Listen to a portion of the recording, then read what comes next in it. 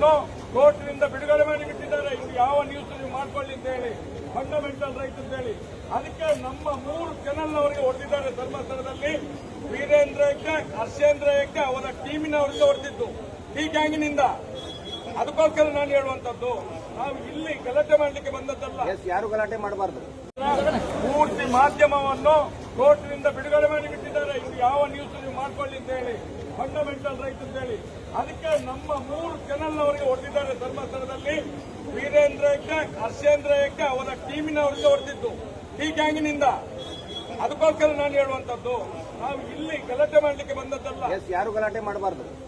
ಗಲಾಟೆ ಮಾಡಬಾರ್ದು ಅಂತ ಆಮೇಲೆ ಯಾರು ಮಾಡಿಲ್ಲ, ಅವರು ಡ್ರಾಮಾ ಮಾಡಕ್ ಬಂದಿದ್ದಾರೆ. ದಯವಿಟ್ಟು ಯಾರು ಏನು ಅನ್ಬೇಡಿ, ಪೊಲೀಸರು ಏನು ಅನ್ಬೇಡಿ. ಸುವರ್ಣ ಟಿವಿ ಇಲ್ಲಿಂದ ಲೈವ್ ಬಿಟ್ಟಿದ್ದಾನೆ, ಹೊಟ್ಟಿದ್ದಾರೆ.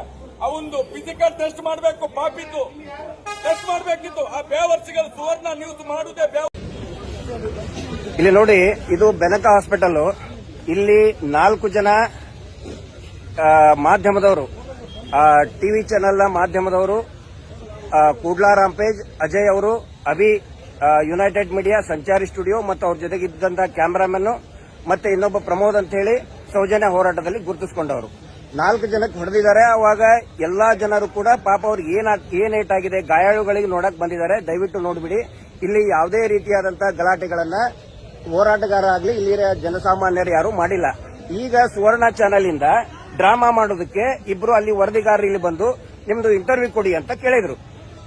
ಸುವರ್ಣ ಚಾನೆಲ್ನ ಅಜಿತ್ ಜೈನ್ ತನ್ನನ್ನು ತಾನು ಮಾರ್ಕೊಂಡಿದ್ದಾನೆ ಅಂತ ಹೇಳಿ ಎಲ್ರಿಗೂ ಕೂಡ ಗೊತ್ತಿದೆ. ವೀರೇಂದ್ರ ಜೈನ್ ಅತ್ಯಾಚಾರಿ ಕೊಲೆಗಡಕನನ್ನ ರಕ್ಷಣೆ ಮಾಡೋದಕ್ಕೆ ಟಿವಿ ಶೋ ಮಾಡ್ತಾನೆ, ಶೋ ಪುಟಪ್ ಮಾಡ್ತಾನೆ. ಒಬ್ಬ ದೊಡ್ಡ ದಗಾಬಾಜಿ ಲಂಚಕೋರ ಅಂತ ಎಲ್ಲರಿಗೂ ಕೂಡ ಗೊತ್ತಿದೆ. ಈಗ ಇಲ್ಲಿ ಬಂದು ಡ್ರಾಮಾ ಮಾಡಿ ಜನರು ನೀನು ಯಾಕೆ ಬಂದಿದೀಯ ಅಂತ ಕೇಳಿದ್ದಕ್ಕೆ ಈಗ ದೊಡ್ಡದಾಗಿ ಫ್ಲಾಶ್ ಆಗಿ ಹಾಕ್ತಾ ಇದ್ದಾರೆ. ಹಲ್ಲೆ, ಯಾವುದೇ ರೀತಿಯಾದಂತಹ ಹಲ್ಲೆ ಇಲ್ಲ. ದಯವಿಟ್ಟು ಪೊಲೀಸರು ಕೂಡ ಇಲ್ಲೇ ಇದ್ದಾರೆ, ದಯವಿಟ್ಟು ನೋಡ್ಕೊಂಡ್ಬಿಡಿ. ಪೊಲೀಸರು ಇದ್ದಾರೆ, ಎಲ್ಲರೂ ಕೂಡ ಶಾಂತ ರೀತಿಯಿಂದ ಇದ್ದಾರೆ. ಇದು ಸಾರ್ವಜನಿಕರ ಗಮನಕ್ಕೆ, ಪೊಲೀಸರ ಗಮನಕ್ಕೆ.